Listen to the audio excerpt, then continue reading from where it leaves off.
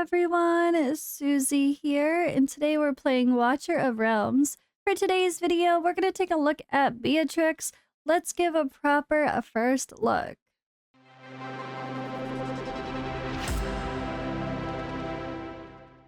Alright, so like my other videos, I'm going to go through, we're going to read her kit, we're going to talk about where we think she's good or not, and then we're going to read the lore to end it out. So, Beatrix, the Shadow Collector. We have an event with her coming up for summons alongside Comet, who is still a most wanted by many. Personally, my Comet is a 5, so while I will likely try to summon for a new hero like her, it'll be interesting not wanting it to get a Comet. But yeah, amazing event either way. Most people are going to want to pull on that banner, I am sure, unless she's really disappointing. So feel free to let me know in the comments below if you have any first impressions of her yourself. But I guess let's get into mine. I haven't read anything or seen anything on her yet, so we're diving in. The Dark Mage Beatrix harnesses the power of departed souls, weaving the essence of fallen spirits into dream eaters that materialize at her call, ready to aid her in combat. Really cool. Another great, like, Halloween type time of the year character. I love it. Summon and damage escalating. Her talent. When an enemy dies in range, summons one Dream Eater. This has a cooldown of 15 seconds. When Dream Eater explodes, Beatrix restores 2% rage. So the Dream Eater inherits 100% of the Master's attributes and assists the Master in attacking enemies in range. Each attack deals 40% AoE magic damage to up to 5 enemies. The Dream Eater exists for 18 seconds and explodes until expiration, dealing 100% AoE magic damage to up to 5 enemies. Up to 4 Dream Eaters can exist simultaneously. So up to 4 clones of her with 100% of her stats can exist simultaneously? That sounds busted. Holy moly, add an Honora with her.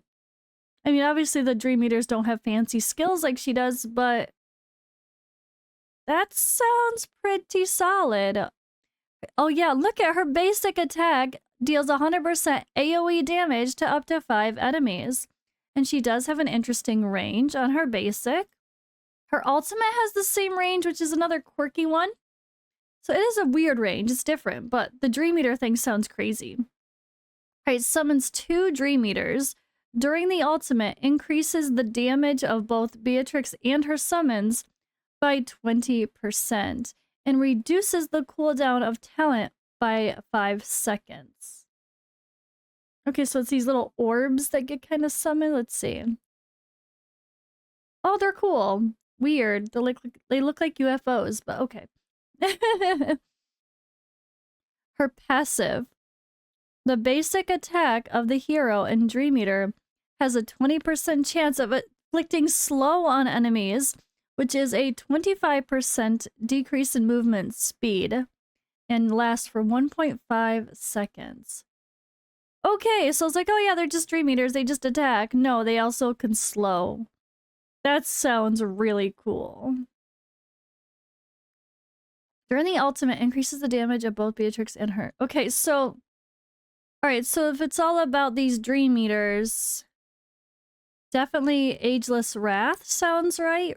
If we just want pure stats, we want extra crit damage, extra damage. If they're inheriting her stats.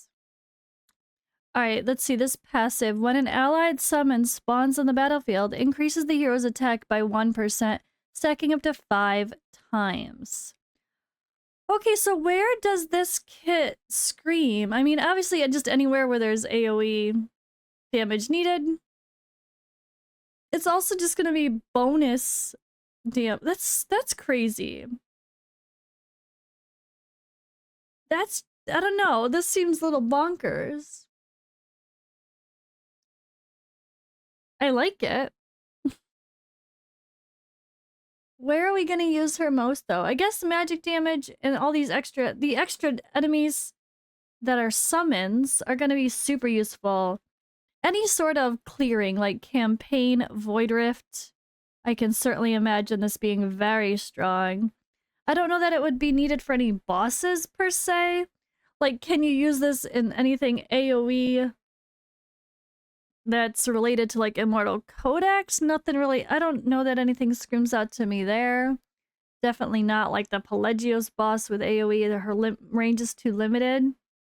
I don't know if I could see using her in any of those places. But definitely Gear Raid 1, Gear Dungeon. Oh, the Gear Dungeons. Yes. When you need the magic damage. Absolutely, why not? It's a quirky kit. I definitely think it's just, I mean, it's like this kit, the kit of what you want from a mage, but the range is limited, but she gets those summons, which can have up to 4 at the same time, which sounds crazy.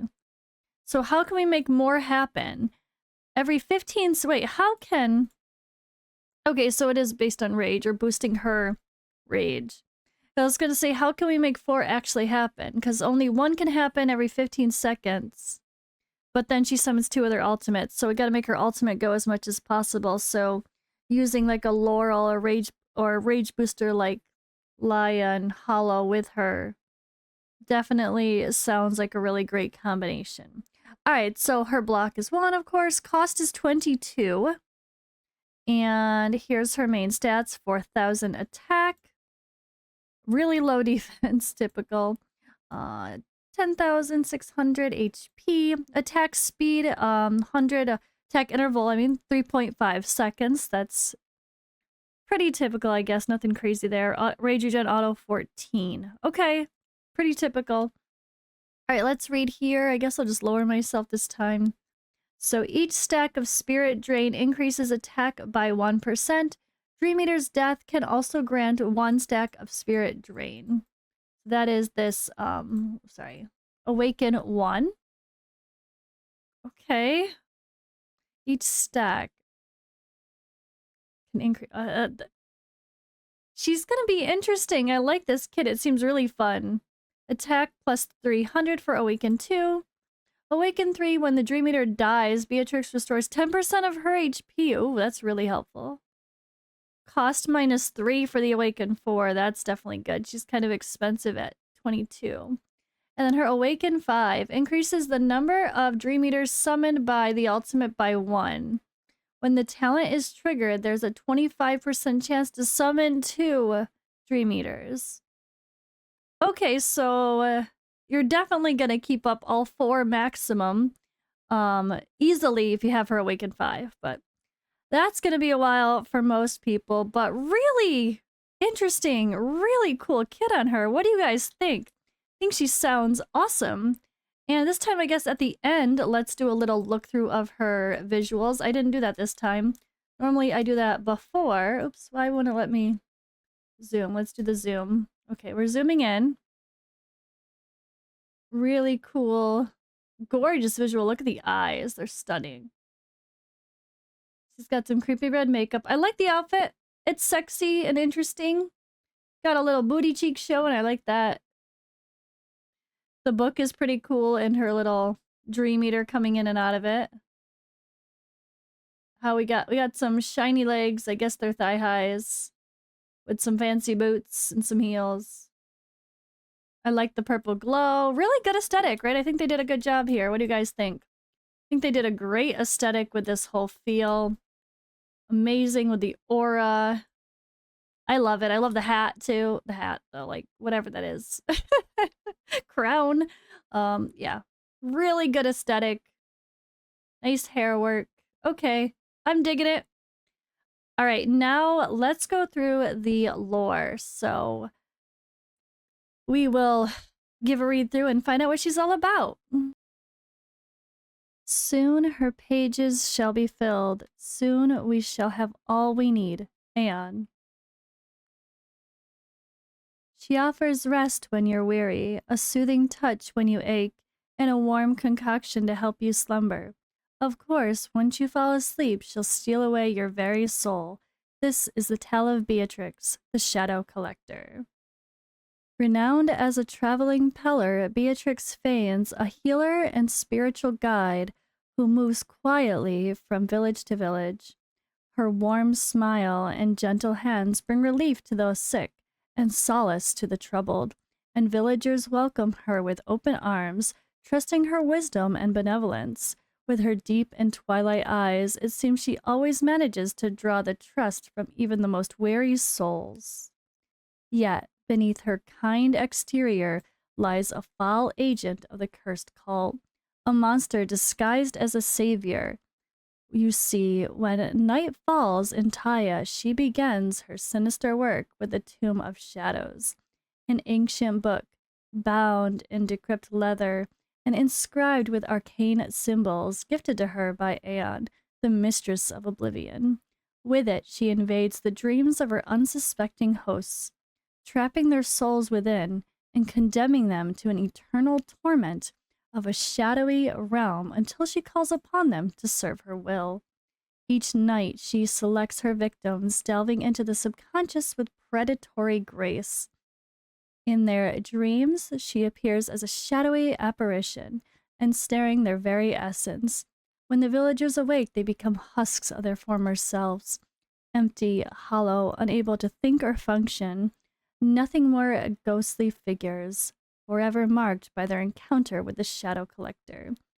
By day, Beatrix assumes her role as compassionate healer, addressing physical ailments and emotional woes. Of course, none suspect that their malice was caused by the very person they entrusted to cure them in the first place.